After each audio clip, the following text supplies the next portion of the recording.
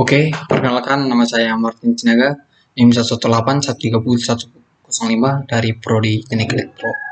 Nah, di sini saya akan menjelaskan sedikit tentang materi etika profesi, yaitu keselamatan, risiko, dan kecelakaan.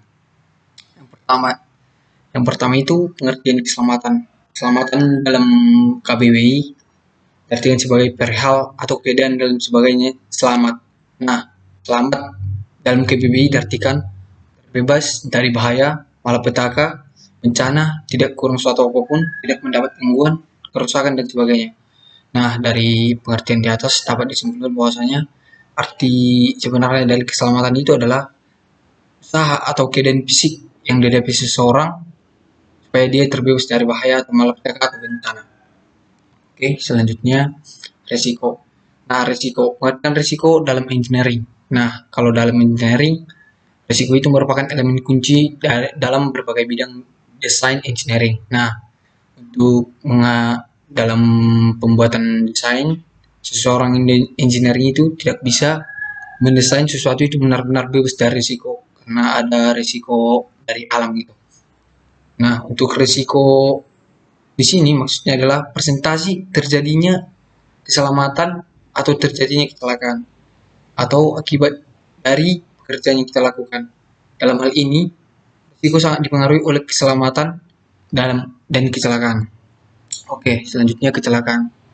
Dalam KBBI, kecelakaan diartikan sebagai perihal celaka, bencana, kemalangan, dan kesusahan, atau mendapatkan celah atau kejadian peristiwa yang menyebabkan orang celaka.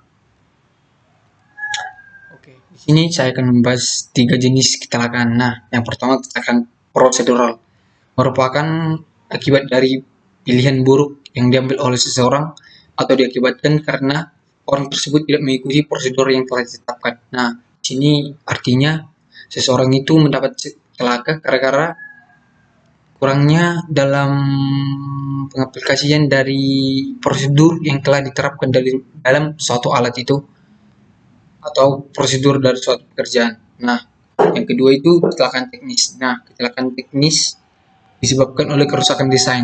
Nah, kerusakan desain maksudnya itu kerusakan dari alat yang digunakan.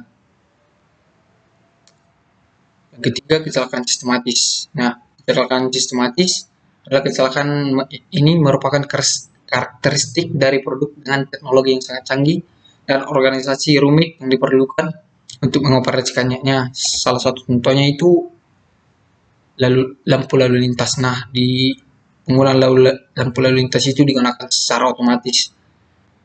Yang sistematisnya harus ada penaatan dari orang-orang di sekitar supaya kecelakaan itu terhindar.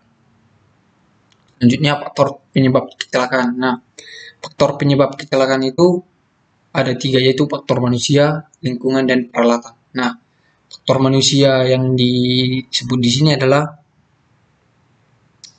umur, jenis kelamin, masa kerja, penggunaan alat pelindung diri atau APD, tingkat pendidikan, perilaku, serta peraturan ketiga. Nah, di sini peraturan ketiga artinya penggunaan pengaman seperti helm, sarung tangan, dan lain sebagainya. Yang kedua, faktor lingkungan.